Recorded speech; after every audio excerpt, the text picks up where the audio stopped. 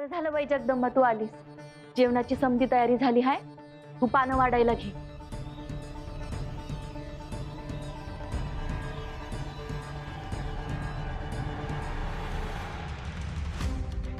हिनी सगळी तयारी करून ठेवली आहे होय. चला आता हिला आणखी चिडवायला मजा येईल.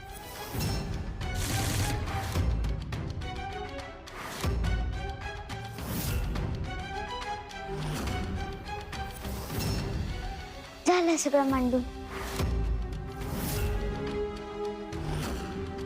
आई आई गो, माझा पाय कधी बरा होणार आहे कोणास ठाऊक. उमा, अगं हे काय करतेस तू? काकू अगं जेवणासाठी ताटं मांडून ठेवली. अगं पण तुझ्या पायाला लागलं आहे ना, तू कशा पायी काम करतेस? काय करणार, जगदंबानी मला हे सगळं काम करून ठेवायला सांगितलंय. जगदंबा ना? पण हे काम तर मी तिला करायला सांगितलं होतं. कुठे गेली ती? ती बाहेर गेलीये. ती मला बाहेर जाताना म्हटली ही सगळी कामं करून ठेव, आल्यावर जेवायला बसायचंय. काकू, जगदंबाला काही बोलू नको हा, तिची काहीच चूक नाहीये ग. आता मी तुमच्या घरात राहते म्हटल्यावर कामं तर करायलाच हवी. कर्तव्य आहे माझं ते. नाही ग बाळा, असं काही नाहीये. हे कोणी सांगितलं तुला? जगदंबा मला म्हणाली.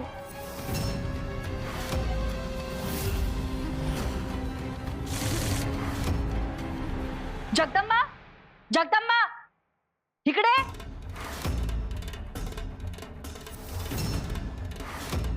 काय गाई? काय चाललंय तुझं जगदंबा? ही समधी तयारी तुला करायला सांगितली होती ना?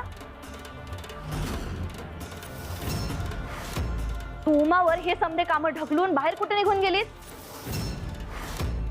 आगाई, हे काम मीच केलेत. हो काकू, तिनेच केलंय. जाऊ दे ना, उगाच कशाला जेवणावर. तू थांब उमा, उगाच तिला वाचवायला जाऊ नगस. मी बघितलं कोण काम करत होतं ते. तुझं काय चाललंय जगदंबा? असं का वागायला लागलीयस तू? एकदा झालं, दोनदा झालं, रोज तेच. कसला एवढा राग भरलाय तुझ्या मनात? का छळतेस तू हिला? तिच्या पायाला लागलाय, तुला कळत नाही बाई? ते काही नाही, आधी हिची माफी माग. नको काकू, कशाला? तू थांब उमा.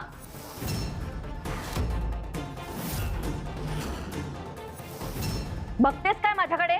माफी माग म्हणलं ना.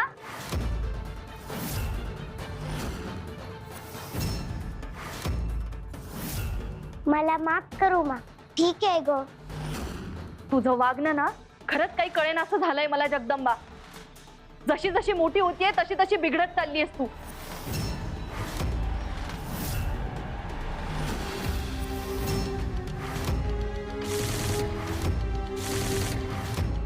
बिघडलेली मुलगी. बघ आता पुढे आणखीन मजा येणार आहे. दाखवतेस तुला माझा हिसका.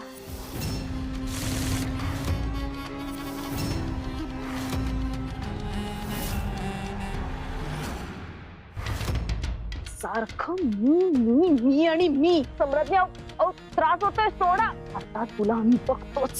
सम्राज्ञी, आल्यापासून आम्ही ऐकतोय. मी हे केलं, मी ते केलं, मी असं केलं, मी तसं केलं. समजतेस काय ग तू स्वतःला? सम्राज्ञी, सोडा. हे सगळं आम्ही घडवून आणलंय, कळलं तुला? या सगळ्या पाठीमागे आमचे कष्ट आहेत, आमची मेहनत आहे. तू केवळ आम्हाला एक कल्पना दिली होतीस आणि त्यावरून स्वतःची तुलना आमच्या बरोबर करतेस काय? आमच्यामुळे तू इथे जिवंत तरी येस, नाहीतर असुरांच्या हल्ल्यामध्ये तुझी कधी शिकार झाली असती ना, हे तुझं तुला सुद्धा कळलं नसतं. त्यांच्या अत्याचारापासून वाचून या स्थानावर आम्ही तुला घेऊन आलो. त्यामुळे आमच्या डोक्यावर बसू नकोस, कळलं? आमच्या शिवाय तुझ्या अस्तित्वाला काही एक किंमत नाहीये. तुला कुणीही विचारणार नाहीये. सम्राज्ञी, तेव्हा स्वतःची पायरी सांभाळून वाग. समजला? सम्राट मी चुकले. मी मी पुन्हा असं करणार नाही. अहो मरेन मी. सम्राट मी.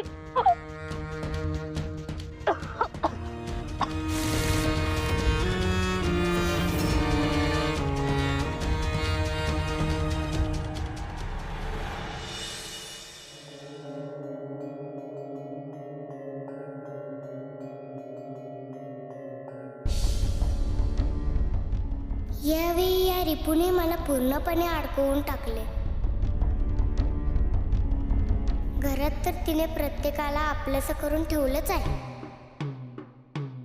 पण माझ्यामुळे तुळजाईला सुद्धा तिने माझ्यापासून दूर केला आहे.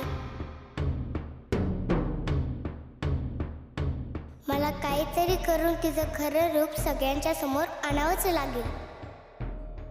बाबांसाठी पाणी आणायचंच राहील.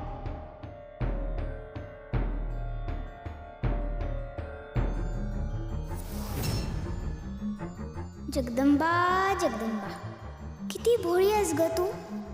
तुझ्या आईला तर मी सहज माझ्या बाजूने वळवलं. आता तुझ्या बाबांनाही वळवायला मला वेळ लागणार नाही.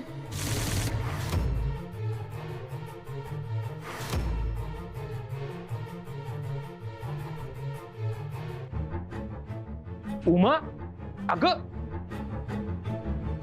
तू माझं अंथरून घातलंस, हे समजा तू आवरून ठेवलंस. काका, अहो तुम्ही लवकर झोपता ना, आणि इथे अंथरूण घालायला पण तुमचं कोणी नव्हतं, म्हणून मी हे काम केलं. अगं पण तुझा पाय बरा नाही, तू कशाला केलंस काम? हे जगदंबानं केलं असतं.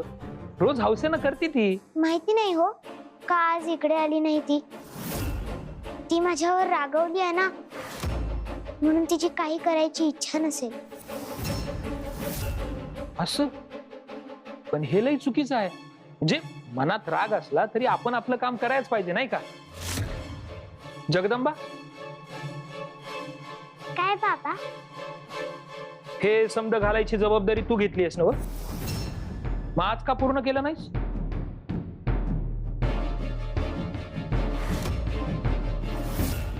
उमाला जास्त काम पडावं म्हणून?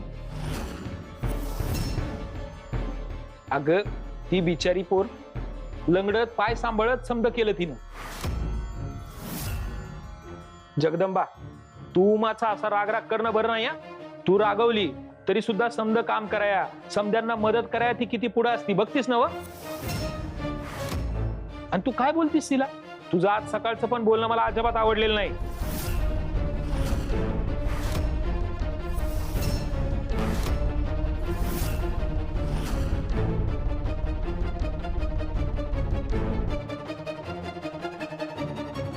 उमा, बस बर बाळा तू. पाय दुखत असेल तुझा. बस बस. काका, हो तुम्ही उगाचच बोलला बिचारीला. काही बिचारी नाही, काही नाही. ती चांगली वागली तर मी कौतुक करतोच ना तिचं, आणि चुकीची वागली तर रागवायच पाहिजे. तू तिची काळजी करू नको, तू तुझी काळजी घे. हा,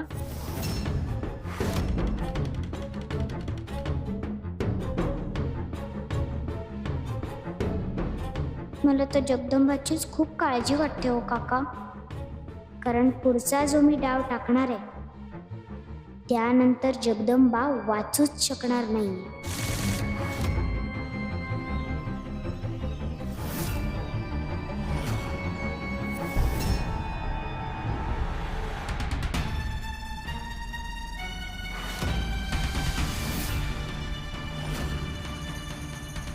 जगदंबा, काय ग? काय झालं? अशी उदास का बसलीयस? काय नाही. काही नाही. कसं? दिवसभर बघतीये, तुझा चेहरा पडलेला दिसतो. मी तुझी काकू आहे ना बाळ. आपण खूप वर्षातून भेटत असलो तरी तुझ्या मनात काय चाललंय ते समजतंय मला. उमामुळे उदास आहेस ना तू? नाही ग, असं काही नाही. मला माहितीये. तुला सांगू, ती पोरगी मला आवडत नाही. सारखी पुढे पुढे करत असते, आगाऊपणे बोलत असते. आज सुद्धा तू केलेल्या कामाचं श्रेय तिनंच घेतलं ना? हो खरंच, ती चांगल्या मनाची पोरगी नाही. तू का ऐकून घेतेस? का काहीच करत नाहीस? मी काय करणार काकू? अगं तू खूप काही करू शकतेस. तू काय काय चमत्कार केले ते समज माहितीये मला. मग त्या पोरीला धडा शिकवणं एवढं जड जात आहे तुला? तसं नाही काकू, पण ती आई बाबांची लाडकी आहे. ती तुळजा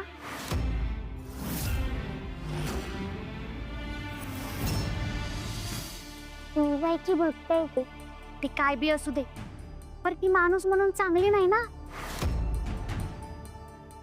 मला असं सारखं वाटतंय तिच्यात काहीतरी असुरी प्रवृत्ती आहे. म्हणून तुला सांगते, चांगला धडा शिकव तिला.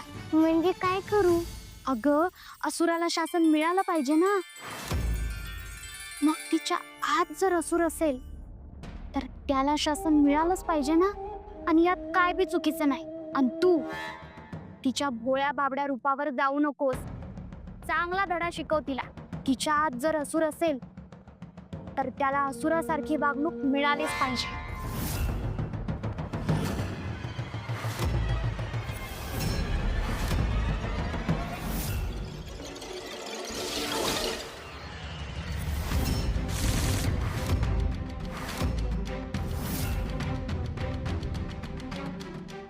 माझ्या योजनेतला पुढचा डाव खेळली आहे. जगदंबाच्या डोक्यात विष घालून दिलं. आता तिनं जे आजपर्यंत केलं नव्हतं ते आता ती करणार. आता फक्त उद्याचा दिवस, सगळं काही बदलून जाणार. आता माझा अखेरचा वार करण्याची वेळ आली. जगदंबा, आता तुझा खेळ संपला.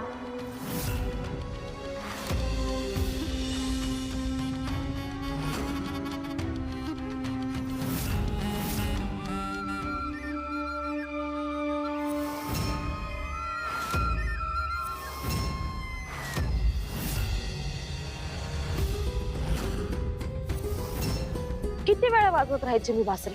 मला सगळ्यांच्या नजरात चुकवून यावं लागतं. मी काय रिकामी बसले नव्हते. आपल्या पुढच्या योजनेवर कामच करत होते. काय प्रगती? सगळं आपल्या ठरलेल्या योजनेप्रमाणे होतंय. आधी तुळजा जगदंबाच्या विरोधात गेली. आता मी जगदंबाच्या घरच्यांना माझ्या बाजूने वळवते.